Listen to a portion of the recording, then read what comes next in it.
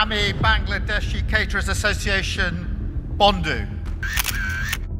Sir Keir Starmer বাংলাদেশের একটি অনুষ্ঠানে এসে বলছেন তিনি বাংলাদেশ ক্যাটারার্স অ্যাসোসিয়েশনকে ভালোবাসেন। বাংলাদেশ ক্যাটারার্স অ্যাসোসিয়েশনের সংক্ষেপে বিসিএ যুক্তরাজ্যে অবস্থিত বাংলাদেশের রেস্টুরেন্ট ব্যবসায়ীদের সংগঠন। প্রতি বছর সেরা রেস্টুরেন্ট এবং সেরা শেফকে পুরস্কৃত করে এই সংগঠন। আর এই পুরস্কারে প্রধান অতিথি হিসেবে আসেন যুক্তরাজ্যের রাজনীতিবিদ থেকে শুরু করে বড় বড় সেলিব্রিটিগণ। Many of you here, without being told, hundreds of you went and prepared meals and donated them free of charge to your local hospitals and to the NHS. No one asked you to do that.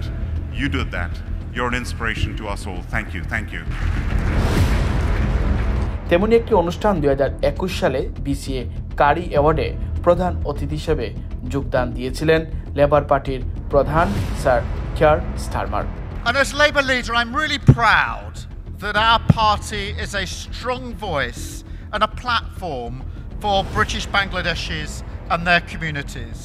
অনুষ্ঠানে তিনি রীতিমতো বাংলাদেশিদের প্রশংসায় ভাষান। বিশেষ করে COVID-19 সময় Bangladeshi restaurant ব্যবসায়ীরা যেভাবে যুক্তরাজ্যের সাধারণ এবং নিম্নবিত্ত মানুষদেরকে বিনামূল্যে খাবার বিতরণ করলেন সেটির প্রশংসায় রীতিমতো বন্যায় ভাসিয়ে দিলেন। তিনি নিজ মুখে স্বীকার করছিলেন যুক্তরাজ্যের অর্থনীতিতে বাংলাদেশিদের অবদান। Where I was able to have such warmth extended to me, and I will continue to work with our Labour MPs, our councillors, our wider community to ensure that the voice of Bangladesh is heard and represented at the heart of our democracy, particularly in raising pertinent issues such as the hospitality industry.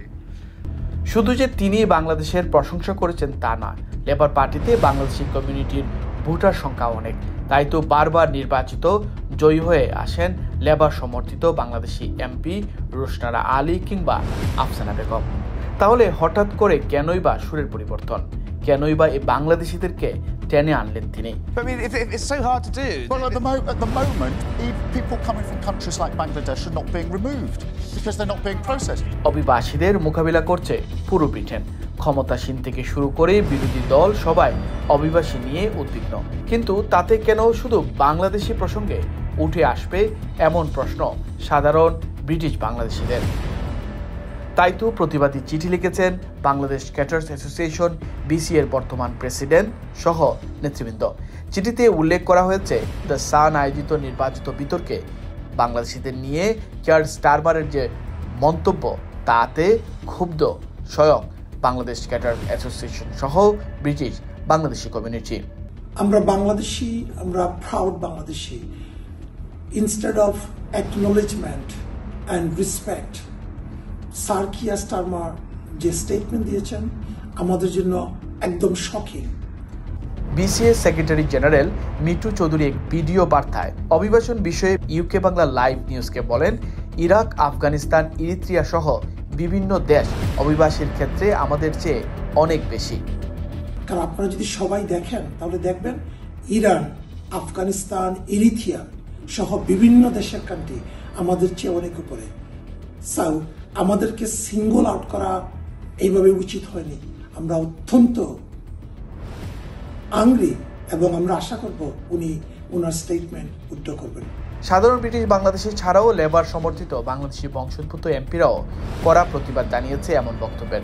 It's totally unacceptable for politicians, for any party to use dog whistle racism against Bangladeshis or any other migrant community.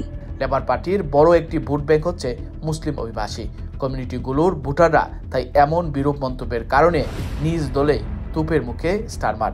আসন্ন নির্বাচনে labour party শক্ত অবস্থান থাকলেও গাজার issue এবং Bangladeshi community নিয়ে বিরূপ মন্তব্যের কারণে মুসলিম এলাকাগুলোতে প্রায় 33% সমর্থন হারিয়েছে লেবার পার্টি। কেবল তাই নয়, দলটির মুসলিম সদস্যের মধ্যেও বাড়ছে ক্ষোভ।